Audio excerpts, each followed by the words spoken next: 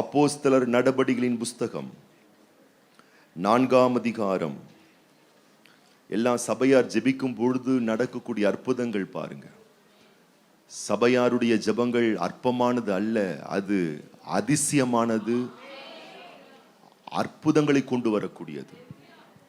அப்போஸ்தலர் நடபடிகளின் புஸ்தகம் 4ஆம் அதிகாரம்.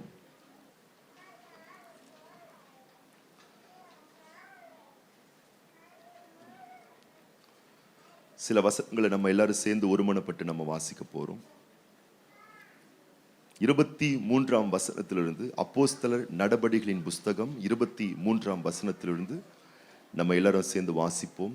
அவர்கள் விடுதலையாக்கப்பட்ட பின்பு தங்களை சேர்ந்தவர்களிடத்தில் வந்து பிரதான ஆசாரியர்களும் மூப்பர்களும் தங்களுக்கு சொன்ன யாவையும் அறிவித்தார்கள்.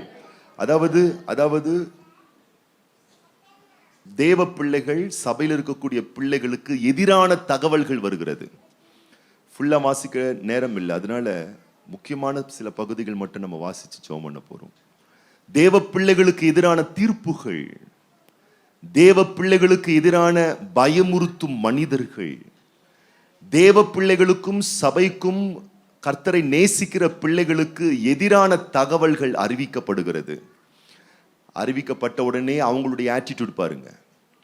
சபையில் இருக்கக்கூடிய மீட்கப்பட்ட பிள்ளைகளுக்கு எதிராக சில தகவல்கள் வந்த உடனே அவங்க என்ன பண்றாங்களாம் பாருங்க, அறிவித்தார்கள். அந்த எதிர்ப்பான தகவலை அறிவித்தார்கள். 24ஆம் வசனம் சேர்ந்து வாசிப்போம்.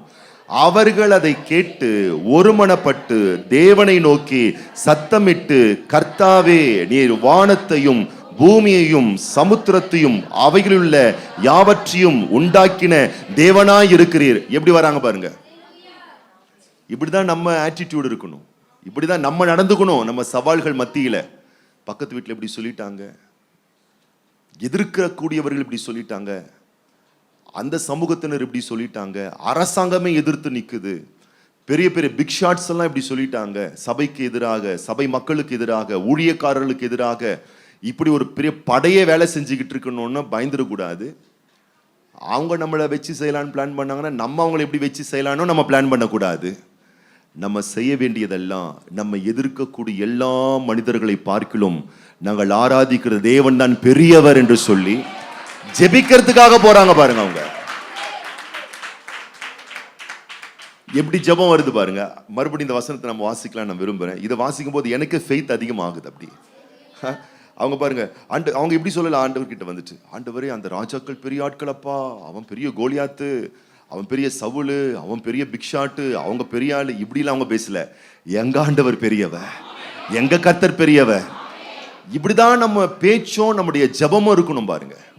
மறுபடியும் வாசிக்கலாம். 24ஆம் வசனம். அவர்கள் அதை கேட்டு ஒருமனப்பட்டு தேவனை நோக்கி சத்தமிட்டு, கர்த்தாவே, நீர் வானத்தையும் பூமியையும் சமுத்திரத்தையும் அவைகளுள்ள யாவற்றையும் உண்டாக்கின தேவனாய் இருக்கிறீர். பாருங்க, ஆரம்பமே அதான் நான் சொல்றேன். ஆரம்பமே சொல்றேன், பிசாசு பெரிய ஆளு யார் சொன்னாங்கன்னா தேவன் தான் பெரிய ஆள். இல்ல, அவர் ரொம்ப பெரிய ஆள், அவர் நினைச்சாருன்னா என்ன வேணா பண்றாரு, ஒன்னும் பண்ண முடியாது.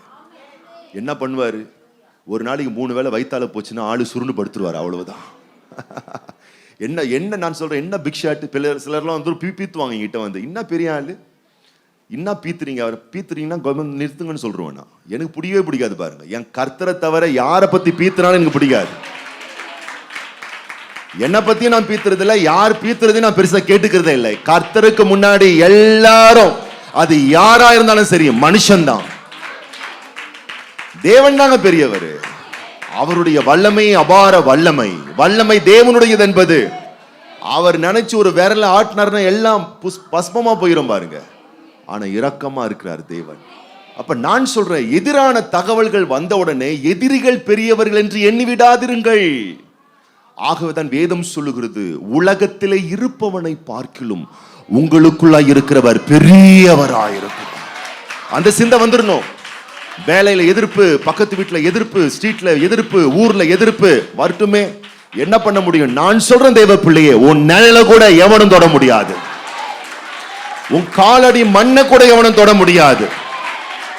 உன்னை தொட்டவன் கெட்டான், நீ தைரியமாயிரு, நீ யூத ராஜசிங்கத்தின் பிள்ளை. நீ நீ ஆசீர்வதிக்கப்பட்ட பிள்ளை. நீ உன் தலையில் இருக்கிற ஒவ்வொரு முடியையும் தேவன் எண்ணி வைத்திருக்கிறார்.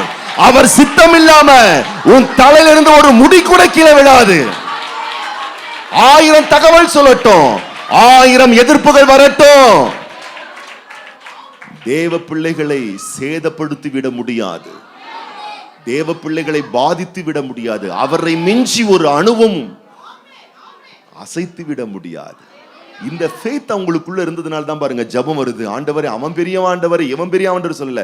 நாங்க ஆராதிக்கிற ஆண்டவர் வானத்துக்கும் பூமிக்கும் எல்லாவற்றையும் சர்வத்தையும் படைச்ச மகா பெரிய தேவன். அப்படிதான் நம்ம ஜெபம் இருக்கணும் பாருங்க. ஆமா, டாக்டர் சொல்வாரு, டாக்டர் நல்லவர் தான், அவர் மெடிக்கல் செக்அப் பண்றாரு, இது மாதிரி இங்க பிரச்சனை இருக்குன்னு சொல்றாரு. உடனே நீங்க ஒரு மாதிரி ஆயிடக்கூடாது. கட்டி பெருசா இருக்குன்னு, கட்டி பெருசா இருக்கு, சோத்திரம், கர்த்தர் பெருசா இருக்கிறாரு. கர்த்தர் அந்த கட்டி பெருசா இருக்குன்னு தகவல் வரும் பொழுது கர்த்தர் பெருசா இருக்கிறார் என்ற வார்த்தை வந்தா கட்டி சின்னதாயிரும். நான் சொல்றேன், பிரச்சனை பெருசா தான் இருக்குது, தேவ பிரசன்னம் பெருசா இருக்கு.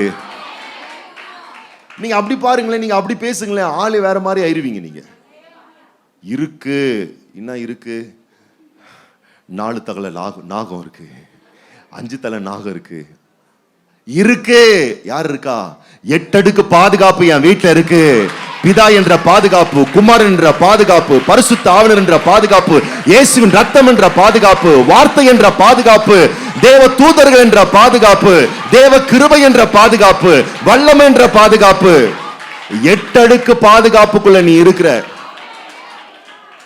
நாகமே 5 தலை நாகம் தான், அதை விட பெருசு. 5 தலை நாகம் கட்லடியில் ஆடின்னு இருக்கோம்.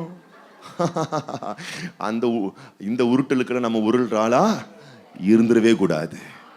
அல்லேலூயா. அதுவும் அப்போஸ்தல கிறிஸ்தவ சபை புழல் சபையில் இருக்கிற தேவ பிள்ளைகள் இந்த உருட்டுக்கெல்லாம் அசைஞ்சிடவே கூடாது. 13 வருஷமா சும்மா பிரசங்கம் பண்ணலங்க, விசுவாசத்தை பிரசங்கம் பண்றாங்க. சும்மா உங்களை வளர்க்கலாங்க, 13 வருஷமா விசுவாசத்தை ஊட்டி ஊட்டி வளர்த்திருக்கோம். ஏதோ 4வது மனுஷன் ஒரு உருட்டை உருட்டினான்னு சொல்லிட்டு 5 தலை நாகத்தை பெருசா நினைச்சிடாத. 8 அடுக்கு பாதுகாப்பு என் வீட்டுல இருக்குன்னு சொல்லு. 8 அடுக்கு பாதுகாப்பு உன் பிள்ளை மேல இருக்குன்னு சொல்லு. 8 அடுக்கு பாதுகாப்பு உன் மேல இருக்கு, உன் புருஷன் மேல இருக்கு, உன் குடும்பத்தின் மேல இருக்கு. அதை பெருசா பார்க்கணும், அதை பெருசா நினைக்கணும்.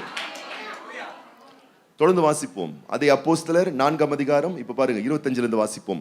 புறஜாதிகள் கொந்தளித்து ஜனங்கள் விருதா காரியங்களை சிந்திப்பானேன் என்றும் கர்த்தருக்கு விரோதமாகவும் அவருடைய கிறிஸ்துவுக்கு விரோதமாகவும் பூமியின் ராஜாக்கள் எழும்பி நின்று அதிகாரிகள் ஏகமாய் கூட்டம் கூடினார்கள் என்றும் தேவரே உம்முடைய தாசனாகிய தாவீதின் வாக்கினால் உரைத்தீரே, அந்தபடி உம்முடைய கரமும் உம்முடைய ஆலோசனையும் முன்குறித்தவைகள் யாவையும் செய்யும்படி ஏரோதும் பொந்தியு பிலாத்தும் புறஜாதிகளோடும் இஸ்ரவேல் ஜனங்களோடும் கூட நீர் அபிஷேகம் பண்ணின உம்முடைய பரிசுத்த பிள்ளையாகிய இயேசுவுக்கு விரோதமாய் மெய்யாகவே கூட்டம் கூடினார்கள். இப்பொழுதும் கர்த்தாவே, அவர்கள் பயமுறுத்தல்களை தேவரீர் கவனித்து உம்முடைய பரிசுத்த பிள்ளையாகிய இயேசுவின் நாமத்தினாலே அடையாளங்களும் அற்புதங்களும் நடக்கும்படி செய்து பிணியாளிகளை குணமாக்கும்படி உம்முடைய கரத்தை நீட்டி உம்முடைய ஊழியக்காரர் உம்முடைய வசனத்தை முழு தைரியத்தோடும் சொல்லும்படி அவர்களுக்கு அனுக்கிரகம் செய்தருளும் என்றார்கள். அவர்கள் ஜெபம் பண்ணின போது அவர்கள் கூடியிருந்த இடம் அசைந்தது. அவர்கள் எல்லாரும் பரிசுத்தாவினால் நிரப்பப்பட்டு தேவ வசனத்தை தைரியமாய் சொன்னார்கள். விசுவாசிகளாகிய திரளான கூட்டத்தார் ஒரே இருதயமும் ஒரே மனமும் உள்ளவராய் இருந்தார்கள். ஒருவனாகிலும் தனக்குரியவைகளில் ஒன்றையும் தன்னுடையதென்று சொல்லவில்லை. சகலமும் அவர்களுக்கு பொதுவாயிருந்தது. கரங்களை தட்டி உற்சாகமா அந்த ஒரு மனம், அந்த ஒற்றுமை, அந்த யூனிட்டி, அது இருக்கிற இடத்துல இடங்கள் அசையும். அசையுங்க, நடக்காத அற்புதங்கள் நடக்கும், ஆச்சரியமான மகத்துவங்கள் உண்டாகும். இப்ப நம்ம ஜெபம் பண்றோம் தான், கட்டி இருக்கு, பிரச்சனை இருக்கு, காயம் இருக்கு, கண்ணீர் இருக்கு, இருக்கிற ஃபேக்ட சொல்றோம், இருக்கிற சொல்றோம், உண்மையை சொல்றோம். ஆனா நான் சொல்றேன், கேட்கிற ஆண்டவர் உண்மையை பார்க்கும் மேலானவர், அவர் சத்தியபரர். ஏன் சொல்றோம்னா இந்த உண்மையெல்லாம் மாறும், ஆனா அவர் சொன்ன சத்தியம் இருக்குல்ல, என் தழும்புகளால் குணமாவீர்கள், நானே உன் பரிகாரியான கர்த்தர், எகிப்திற்கு வர பண்ண வாத ஒன்னையும் நான் உனக்கு வர பண்ண மாட்டேன், நான் உன்னை விட்டு விலகுவதும் இல்லை, உன்னை கைவிடுவதும் இல்லை, நீ அனுபவிப்பதற்கு சகல விதமான நன்மைகளை நான் உனக்கு சம்பூர்ணமா தருவேன், நீ மேலா இருப்பாய், நீ மேன்மையா இருப்பாய், நீ அநேக சாதிகளுக்கு கொடுப்பாய், உன்னை கொண்டு நான் செய்கிற காரியம் பயங்கரமா இருக்கும். இந்த சத்தியபரன் சொன்ன வார்த்தையெல்லாம் மாறவே மாறாது. அந்த வார்த்தையோடு உட்புகுத்தி நாம் ஜெபிக்கும் பொழுது இந்த பட்டியலில் இருக்கக்கூடிய பிரச்சனைகள் மாறும்.